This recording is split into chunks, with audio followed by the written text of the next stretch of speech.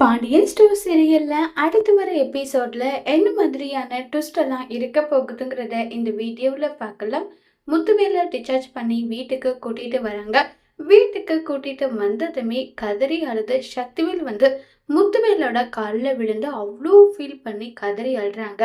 உடனே முத்துவேல் கேட்குறாங்க, சக்தி என்னாச்சு, எதுக்காக இவ்வளோ ஃபீல் பண்ணி அழுதுட்டு இருக்க, சொல்லுன்னு சொல்லி கேட்குறாங்க.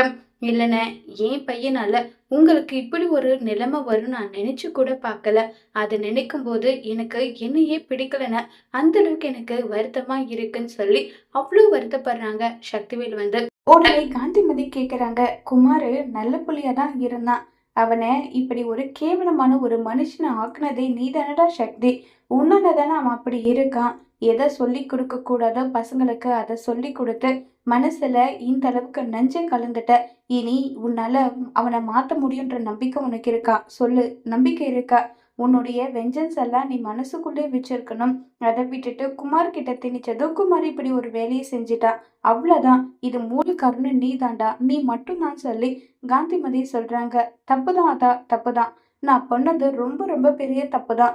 இனி குமாரி இப்படிப்பட்ட ஒரு கேவலமான செயல் செய்யவே மாட்டான்னு சொல்லி சக்திவேல் சொல்றாங்க.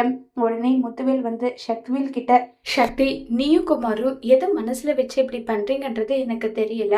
ஆனா நான் ஒண்ணு தெளிவா சொல்றேன், கதிரை நான் மீட் பண்ணது இப்படியெல்லாம் நாங்க 2 பேரும் பேசி பழகுறோம்னா கதிர் எனக்கு ஹாஸ்பிட்டலுக்கு போறதுக்கு வரதுக்கு உதவி பண்ண ஒரு காரணம். 2வது காரணம், இந்த விஷயம் உனக்கு தெரிஞ்சா நீ அதை தாங்க மாட்ட. இதுக்காக தான் உன்கிட்ட இந்த விஷயத்த சொல்லாம மறைச்சினே தவிர கதிர் மேல அன்பு பாசம் வச்சுட்டு உன்னை வெறுத்து ஒதுக்க கிடையாது. என்ன ஆனாலும் சரி, என்னுடைய சொத்துல இருந்து 1 ரூபாய் கூட நான் ராஜுக்கு கொடுக்க மாட்டேன். ராஜு குடும்பம் அதை வாங்கவும் வாங்காது. என்னுடைய சொத்துல இருக்கிற எல்லா பங்குமே குமாருக்கு மட்டும்தானே தவிர வேற யாருக்கும் நான் கொடுக்க மாட்டேன். இப்போ உனக்கு சந்தோஷமா சொல்லுடான்னு சொல்லி கேக்குறாங்க. இது கேட்ட சக்திவேலுக்கு என்ன சொல்றதுன்னு தெரியல. ஏன்னா சக்திவேல் அவ்வளோ கூனி குறுகி போய் குற்ற உணர்ச்சியில இருக்காங்க. இனியும் சக்திவேல் திருந்துவாங்களா இல்லையங்கிறத வரப்போற எபிசோட்ல வெயிட் பண்ணி பார்க்கலாம். தேங்க்யூ.